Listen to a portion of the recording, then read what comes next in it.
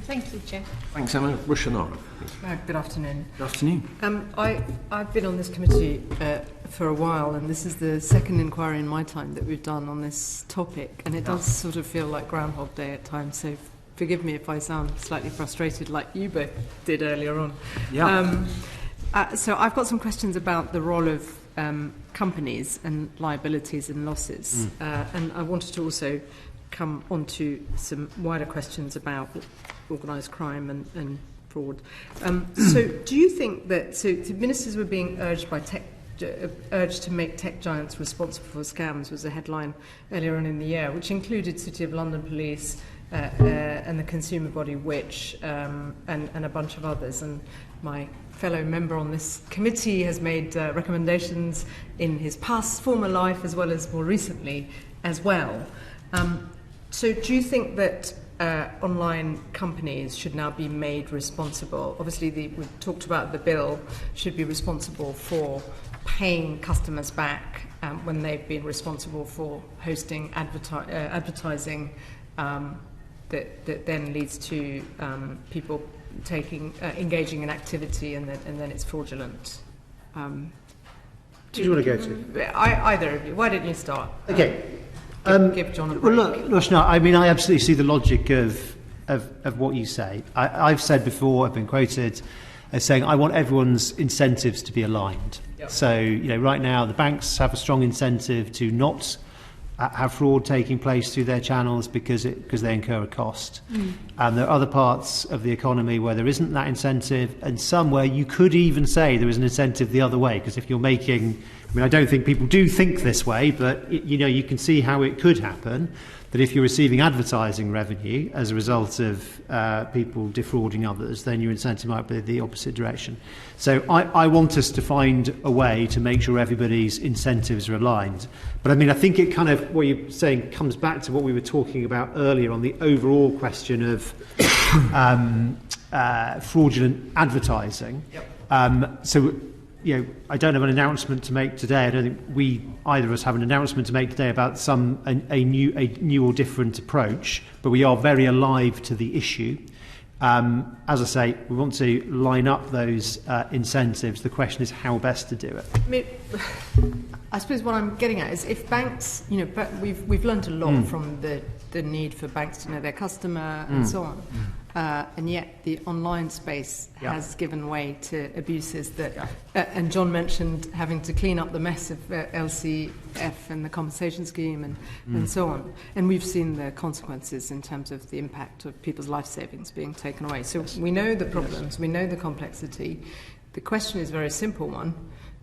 Shouldn't companies that are hosting fraudulent adverts, it's not good enough for Google, having made frankly a mockery of the regulator in terms of the regulator having to pay them to take off fraudulent adverts and then being exposed by committees like ours and in the press before they come back and say, okay, we'll do something different. Shouldn't they be liable? These are companies profiting, making hundreds of millions of pounds. Should they not be made liable for the consequences on our constituents, yes or no? It's a very good question, Rushanara. To be fair, it is the same question you asked previously, yes. And so my answer would be the same as well. And that's not dodging the question, it's just that is the answer, is that we want to line up people's incentives. I certainly don't want there to be a counter incentive in terms of making revenue out of this, but actually I want people to be those running I was going to say the commanding heights, if that's not an inappropriate phrase, the commanding heights of the online world to be working actively to bear down on this activity. It's one of the reasons we're so keen money to work. Money talks, with respect, Minister. Look, and if you said you're going to find them... Rushanara, I'm on your side. I agree. And I'm just looking for a straight answer. Well, Rushanara, I have given you the answers. It wasn't even an evasive answer. It was the answer. And the answer is, yes, we need to make sure that everybody is rowing in the same direction. There is no announcement, I think, that John or I have to make today about a new government policy on that, but we are very, very alive to it. Part of discussions around the online safety bill are part of that, but there are other possible vehicles as well. The last one for you on this. Should they have basically a duty of care, online companies, to customers? Should there yes, be a I think when you are, when you grow to be such a big part of people's lives, we talk about platforms. I mean, this is like these companies are the big ones. They're bigger than any broadcaster in the world, bigger than any traditional PTT telephone operator, bigger than any newspaper. These bigger than countries. I mean, that comes with the responsibility because you're part of our world, part of our societies. And yes, I think there is, not should they have a duty of care, they do have a duty of care. Now, exactly how you codify that in legislation is an important question. And I don't know if behind your question was the way that the online safety bill has evolved from the original online harms bill and talk of an overarching duty of care. Mm-hmm. If that was what was behind it, I can give you an answer, but I won't otherise because it might take a short amount of time. In relation to fraud, as well as the other harms. In relation. Yes, I think there is a responsibility on actually everybody, but particularly when you are kind of that large and in some cases kind of almost inescapable as a part of life and effectively a sort of utility that everybody uses. Yes, you absolutely have a responsibility to make sure that it is a safe place where everybody can get the benefits of e-commerce, the information revolution, and should not be having to think the whole time about who might be trying to rip them off. Thank you. Could I just come in on that, Rushanara, with respect to financial services and duty of care? Because you'll know that the FCA is consulting on a duty of care specifically, which was an amendment in the Financial Services Act. And I think what financial services companies are increasingly frustrated by is the asymmetry of regulation. They're expected to have a duty of care. Yeah. And obviously the details of how that works out is in play and is in discussion at the moment. But online actors and other providers don't have that same oversight. Yep. And so I very much endorse what Damien said, in that we need to have that embedded. The question is, how do we do that? And obviously we've discussed it with respect to online safety. Just one more for you on this. How much lobbying is going on by tech companies to try and go easy on them, either in your respective departments or DCMS, to your awareness? To my awareness, we have a transparency return. I put every single meeting on that as available. As I think I've met online the UK and Ireland CEO of Google. I'm transparent with all meetings I've had. I don't think there's any particular lobbying. He was meeting me to tell me what was about to happen, I think. So, I'm just raising this point because these are very powerful, big companies with a lot of resources. And when we had evidence from the Facebook and Google and others, I forget the other one, there were quite different emphases around what kind of regulation is needed, and obviously they have very slick operations. Yeah, so I just wanted to understand. I think members better of your committee and those of this side of this table would all be rather surprised if there were not quite a big public affairs and a lobbying operation from some of these companies. I'm looking for an assurance that that's not going to sway ministers, including in DCMS and BIS, to doing anything. I think it makes us even more determined to step apart from that. I mean, I meet lots of financial services firms all the time as part of my job, but I don't want to be in a situation where I'm seen to be compromised by anyone. I must do what's right, and that's what I always strive to do, as I'm sure Damien Glad to hear it. Thank you. Did you want to come in, Damien? I was just going to say that's why we're in this business. Absolutely. Okay, so I've got a question for you, Damien. I'm conscious that you've only recently started the job, but in 2016, I think it coincided with the film McMafia coming out. Your predecessor, but a few back, Ben Wallace, was minister, I think, at the time.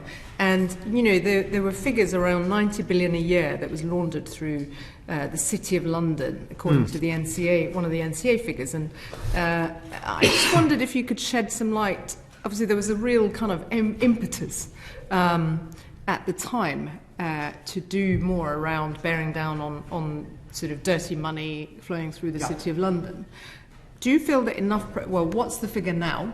And do you feel enough progress is being made against all the activities across Whitehall to bring this number down significantly? And what will you do going forward, given this very exciting brief you have, to address this issue and clean up the act of the City of London in terms of being a route through which dirty money goes through? So, Rushanara, look, London is a global financial centre, and yes, there is dirty money in London, and there is dirty money in all global financial centres. London and the UK as a whole, but actually particularly London in and around, also attracts various people from other jurisdictions who are attracted partly because of London, but also partly because of existing diasporas, partly because of culture, partly because of schools their kids can go to, partly because of economic interest, partly because of the English language. I mean, all sorts of reasons that bring people here. But we do take extremely seriously that issue. You asked what's the estimate of the amount of dirty money. I mean, in terms of kind of money laundering overall, I mean, that's in excess of £100 billion. I think it is fair to say there is no very reliable figure for what it is, either from government or from outside sources. We have a better handle on cash-based money laundering, which I think is more around the sort of £12 billion a year, huge sums of money. And we know that overall, I think I mentioned earlier, we know that overall money laundering underpins serious and organised crime, which itself costs, with estimates, £37 billion a year to the UK economy. So we take all this extremely seriously. You asked what we're doing about it. I mean, the National Economic Crime Centre is now there. It's a relatively young body, but it is there to provide system leadership. We're reforming the SARS operation, which Duncan may speak about in a moment, if you allow. We're recruiting more people to the UK Financial Intelligence Unit. We're going to be recruiting 75 altogether. 40 of those are in place already. We've also been putting people into the regional organised crime units. So there is a great deal going on, but it is, as you rightly identify, it is a significantly sized problem and needs a great deal of attention. Is it all right, or you want to move? Okay, that's fine. Jason's going to come in on in much more detail, so I'll leave it for Alison. I just had one other, which is unrelated for either of you, or just to take away, which is related to freehold owners of blocks of flats. This has come out post Grenfell, where many of us are struggling to get to the bottom of who owns freeholds of blocks of flats, and some of them take us back, you'll be aware, to tax havens. And it's proving really difficult to get to the bottom of ownership, which I guess partly links to some of the earlier questions. And I just wondered if the Treasury in particular, or BIS, is doing any work to identify, build a kind of picture of which of those companies and who's accountable for what. Because what we're really struggling with, and for those of us who have constituencies with large numbers of private blocks with freeholders, some of them, quite a few of them registered in places like the Cayman Islands, that it's really difficult for residents to try and, leaseholders to try and find out, so that they can then get clarity on who should pay or who should apply even for grants from the department that is allocating funds for building safety fund, which means that in the event of another Grenfell, and we've had a number of fires in my own constituency, albeit thankfully not fatal yet, trying to get accountability is going to be very difficult, and there's a financial dimension and ownership dimension. I just wondered if you had any comments on that, if you could take it away. If you don't. I think it goes back to the point I made earlier about the legislative agenda around the Company House reform and the Register of Overseas Entities that beneficial owners of UK property, because that's where greater transparency would assist in that regard. I totally recognise that is an urgent priority. We can't announce today because it's not our prerogative to do so when that legislation will be available. But I mean, that goes to the heart of it. It's these entities that the ultimate ownership is through a convoluted structure, through maybe multiple jurisdictions. We've shown a willingness in G7 to take a lead in getting this on the agenda, but it's now incumbent upon us to deliver it. And I think we're united in the desirability of an early resolution of that legislative timetable.